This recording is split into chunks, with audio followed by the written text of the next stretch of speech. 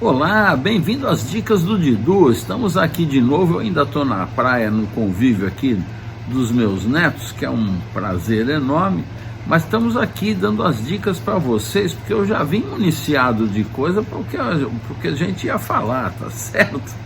Olha, se você chegou agora, eu peço que você deixe o seu like, que isso nos ajuda. Você também pode se inscrever, porque se inscrevendo toda vez que tiver vídeo novo, você vai ser avisado, e você também pode compartilhar. Compartilhando, você vai ajudar a difundir a cultura e o conhecimento do vinho, tá certo?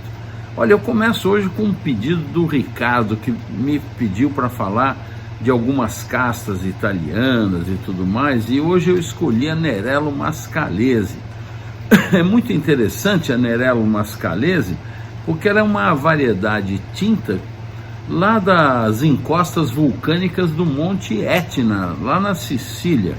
É sensacional isso, porque inclusive tem uma curiosidade. Há poucos anos, questão de 20 anos atrás, 10 anos atrás, os vinhos do Etna ressurgiram com uma grande novidade, na verdade, pela notoriedade da qualidade dessa uva, né?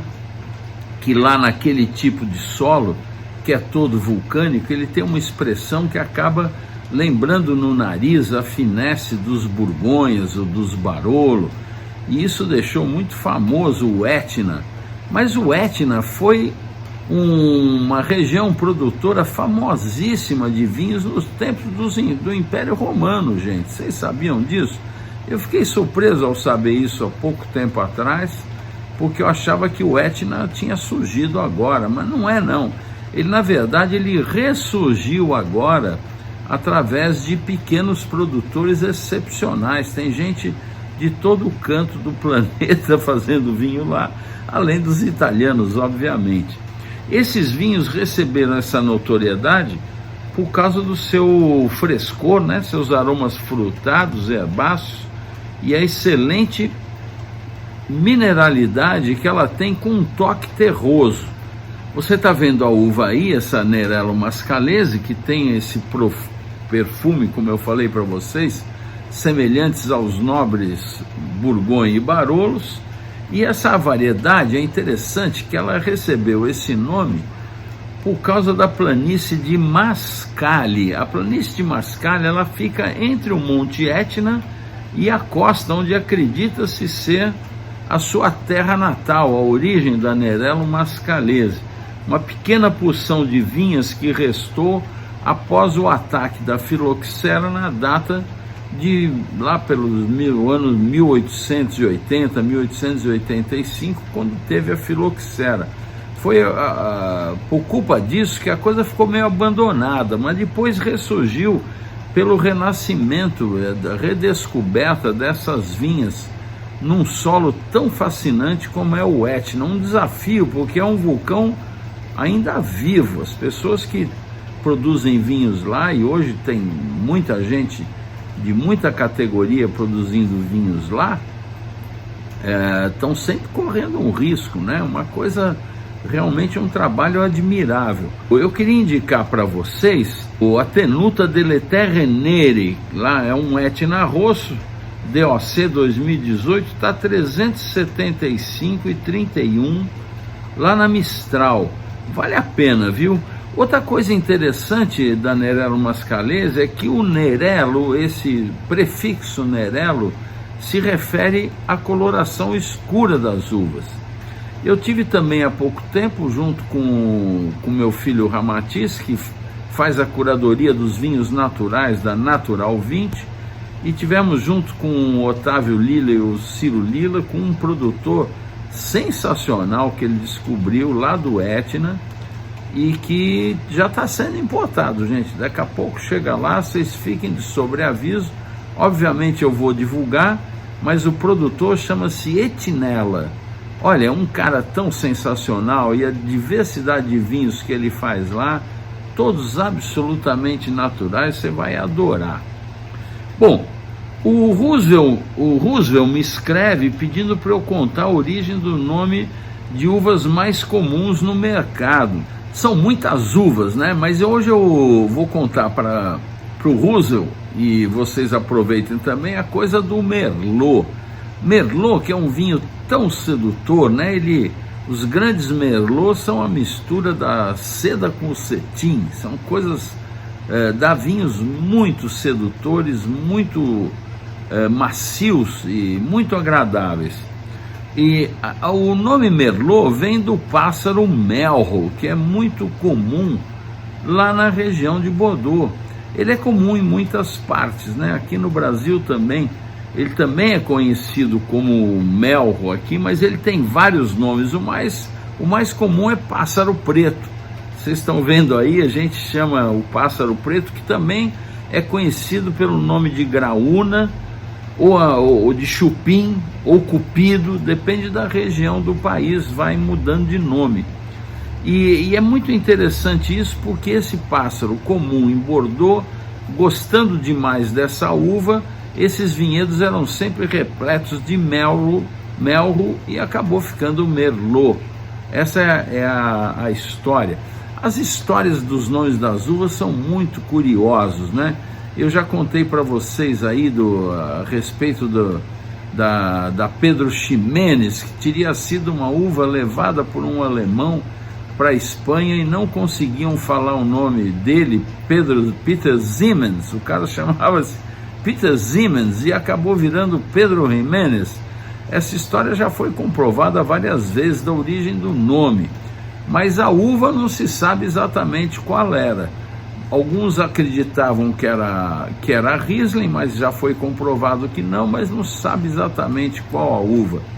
Outra história muito interessante é a do Albarinho, o Alvarinho em Portugal, Albarinho na Espanha, que também conta essa história de que seria também um alemão que que teria levado a Riesling ou alguma outra uva, porque também já se comprovou que Albarinho não é a Riesling, e ficou conhecido como Alba Rhein, ou seja, a branca do Reno. Você está vendo aí o nome, Alba Rhein, como se escreve Reno em alemão. Ela ficou conhecida como Alba Rhein, que virou Albarinho, que virou Alvarinho. É interessante, eu gosto dessas histórias, já comentei com vocês, a maioria é coisa inventada, mas é bem gostoso, é bem divertido, não é verdade? Bom, eu queria, como a gente falou de Merlot, eu queria indicar para vocês alguns Merlots sensacionais que você precisa provar. Um deles é lá da Delacroix, que é um biodinâmico, chamado Le Champ de Treilles Rouge 2020, custa R$190. Ele tem 50% de Merlot, com Cabernet Franc e Cabernet Sauvignon. Um espetáculo de vinho fresco, direto, e a Merlot muito bem notada. O outro que eu queria indicar é um vinhaço, acabei de vir de lá, estou falando do Casal Ferro, que é um vinho importado pela Via Vini, com quem eu tive visitando o Barone Ricassoli, que é o produtor desse vinho. Ele custa R$490 na Via Vini. Um doce, é um exemplo da sedução do veludo com o cetim. E queria indicar ainda para vocês o brasileiro Lídio Carraro. O Lídio Carraro, da linha Agnus, custa R$104 no site do produtor, e é um vinhaço, viu? Vale muito a pena. Eu gosto muito dos vinhos do Lídio Carraro, e esse Merlot, na minha opinião, é um vinho impecável. Se vale a minha dica, a grande harmonização do Merlot é com um carré de cordeiro mal passado. Vai por mim, o cordeiro é para você curtir com um Merlot, por causa do adocicado da sua carne, do gelatinoso da sua carne. Os dois casam perfeitamente. Faça essa experiência e depois você me conta. Bom, Supreme me pergunta sobre vinhos antigos Ele viu num dos dicas do Didu, provavelmente ele estava falando do Ramisco de Colares, que eu comentei, que usavam 100% de engaços no passado, e era um vinho que não ficava pronto nunca. Eu mesmo abri um com 40 e tantos anos de idade, que ainda estava intenso, denso, o tanino ainda firme, adstringente, precisava mais anos de garrafa. E ele então fez uma confusão, perguntou se os vinhos hoje não tem mais esse processo para ficarem prontos antes. Mas não são todos os vinhos, Supremo, isso aí acontece em Colares. Colares é essa região que produz o ramisco rasteiramente, ali quando é feito, produzido na areia. Mostrei isso naquele vídeo. Hoje eles usam tipo 30%. A Viúva Gomes, por exemplo, que é um tradicional produtor, ele produz com 30% dos engaços para o vinho ficar pronto mais cedo, mas na verdade, mesmo assim demora, sabe? Agora, alguns produtores, notadamente a região do Beaujolais, por exemplo, e muitos da Bourgogne mesmo, costumam usar uma parte dos engaços na vinificação dos seus vinhos, porque o engaço traz estrutura, traz tanicidade que vai dar força para o vinho viver mais, traz essa adstringência. É muito comum as uvas mais delicadas, muito produtor usar parte dos engaços na fermentação. Tá respondido? Bom, eu queria indicar hoje para vocês, lá na Premium Wines, um vinho muito sedutor. Eu adoro os vinhos do Jurá, e o Orlando Rodrigues está trazendo umas coisas do Jurá excepcionais. Não são baratas, porque o Jurá está bastante na moda e fica tudo caro. Mas olha, anote esse vinho para um momento você respirar fundo e ter uma belíssima experiência. Eu estou falando do Domaine de la Borde, o Nature Foudre à Canon, um AOC Arbois 2019. Ele é de Savagnin, né? Savagnin, a uva Savagnin, que no nome antigo dela era Nature. Não sabia disso. Nature era o antigo nome da Savagnin. Bacana que o vinho sempre traz informação e cultura para a gente. Eu acho isso demais. Olha, um vinho esplêndido. Você tem que um dia provar isso com um queijo evoluído. Pega aí um queijo desses Serra das Antas aí, compre um mês antes de consumir, um Reblochon, por exemplo. Quando ele começar a ficar bem maduro, aí você compra esse vinho e depois você vai me contar a experiência sensacional. Olha, aromas cítricos, notas de especiarias, puro, mineral, fresco, um vinho longo na boca e que harmoniza com uma série de pratos, obviamente os do mar, a lagosta especialmente, uma lagosta grelhada com esse vinho é dos deuses. Também as vieiras, gosto muito de vieira grelhada com esse tipo de vinho, mas também os cogumelos e tal, mas reforça o Reblochon evoluído, hein? Você faça essa experiência, custa R$ 730 lá na Premium Wines. E eu queria também falar de dois espumantes brasileiros que eu provei essa semana, sensacionais, e que eles são muito distintos. E eu até gravei um vídeo que eu postei no Instagram. E não sei se você viu, vou pôr aqui para você ver que legal, dá uma olhada. Gente, eu tô com dois espumantes brasileiros aqui fenomenais. Você sabe que eu sou grande fã dos espumantes brasileiros, já fiz post indicando mais de 100 espumantes. Nós temos uma série, uma enormidade, muito bons.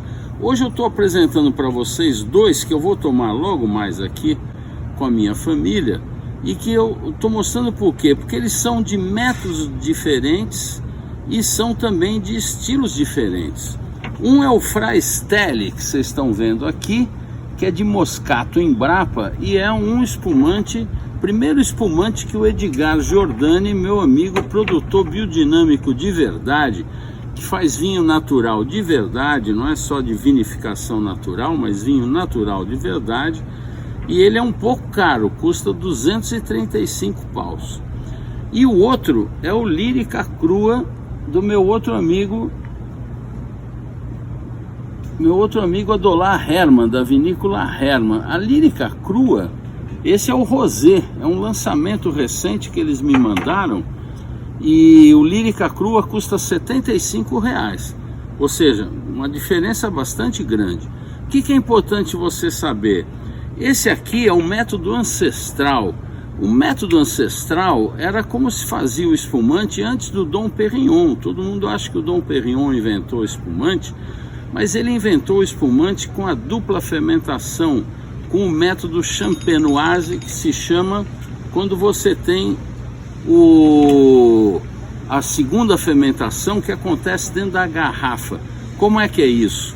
Você faz um espumante normal e depois faz um vinho normal, e depois você acrescenta leveduras e põe ele, arrolha ele, deixa ele lá evoluindo e produzindo uma segunda fermentação. Esse aqui não, esse é um método ancestral. O que é o método ancestral? Quando você põe o vinho para fermentar, antes de terminar a fermentação, você engarrafa. O que acontece? O restinho da fermentação produz o gás carbônico. Normalmente são mais delicados, mais pequenininhos e muito gostosos. O caso do Lírica, ele não é método ancestral. Muita gente acha que ele é método ancestral porque ele vem também com essa tampa Corona, né? A gente chama de tampa Corona essa aqui, que é tipo cerveja. Ele, por vir com essa tampa, tem muita gente que acha que é método ancestral. Não é. Esse aqui, como é que é? Ele é feito como um método tradicional, que é como a gente deve chamar fora de champanhe o método champenoise, ou seja, para ter uma segunda fermentação dentro da garrafa.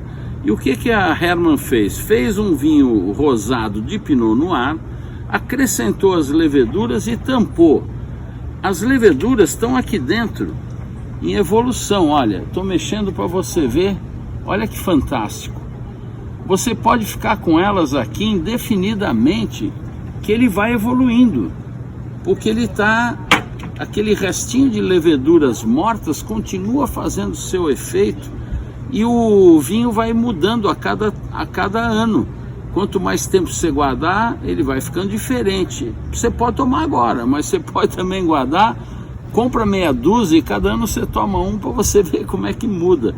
Então, esse sistema aqui, que eles chamam de Lírica Crua, não é ancestral e também não é um método, não é um espumante normal, porque ele não foi destapado. Um espumante normal, depois de um tempo aqui, eles tiram isso, põem os sedimentos todos, a garrafa fica assim, né?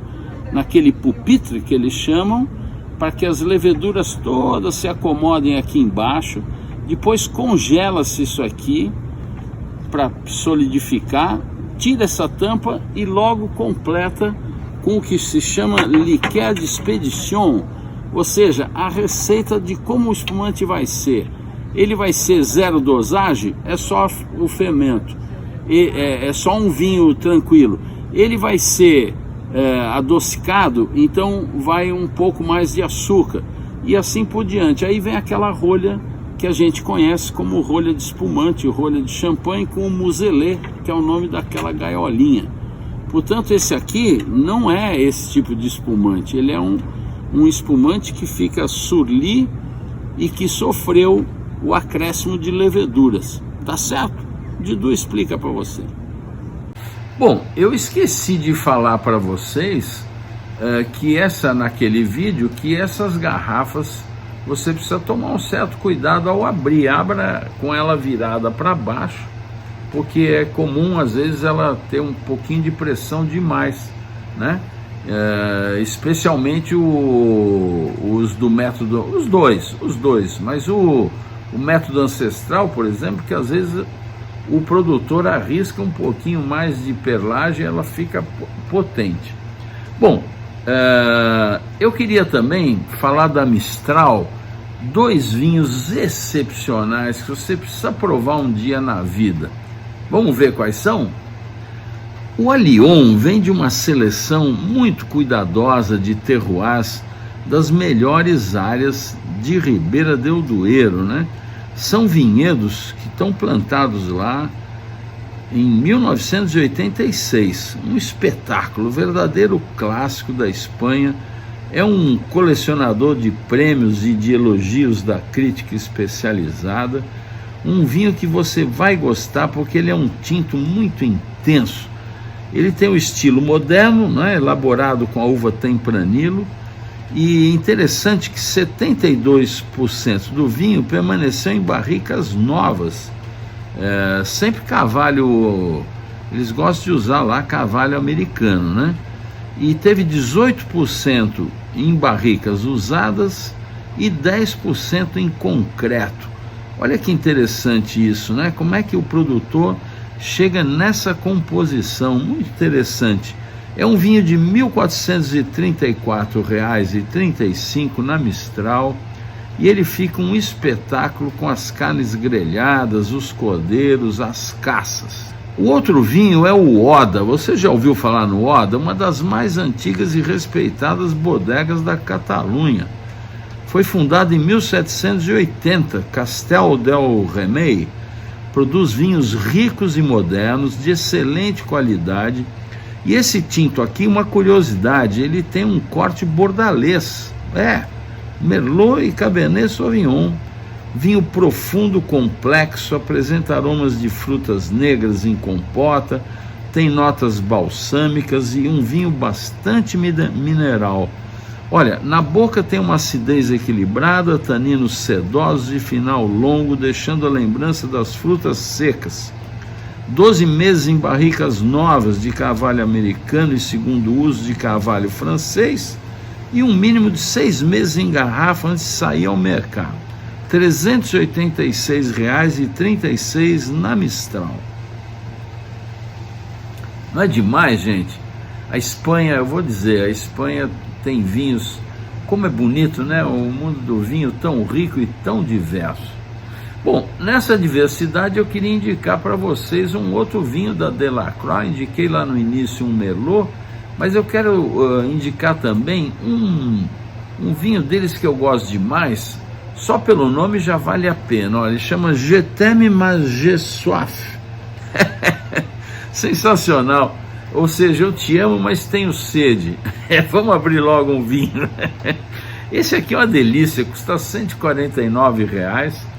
E ele tem 66% de Melon de Bourgogne e 34% de Marsanne. A Melon de Bourgogne é a Muscadet.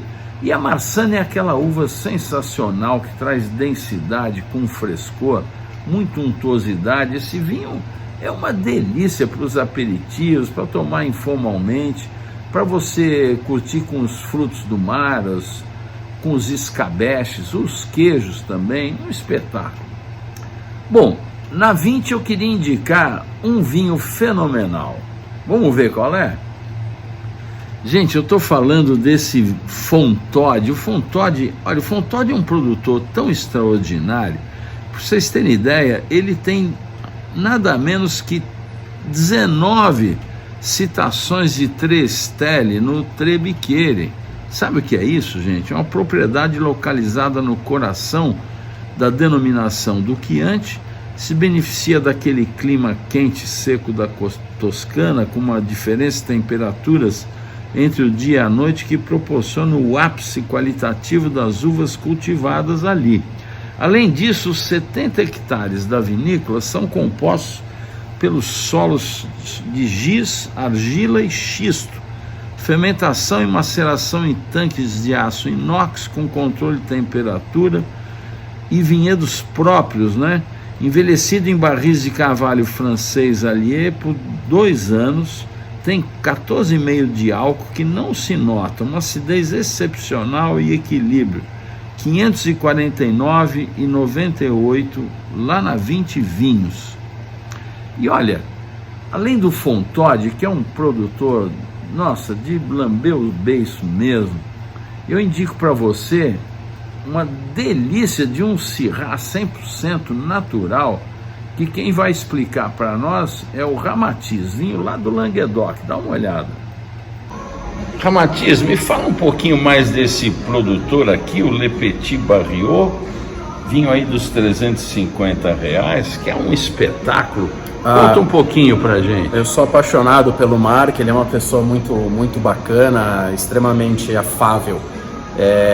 Ele trabalha aqui com a Syrah 100%, tem uma maceração semicarbônica aqui, então você tem uma extração bem delicada, bastante volume de fruta no nariz, né? A Syrah já traz isso também, um pouquinho de pimenta, dá para notar, mas ele é um vinho muito fácil de beber. Ele é um vinho fresco e contempla uma harmonização geral, né? Geralmente funciona como coringa esses vinhos mais fáceis.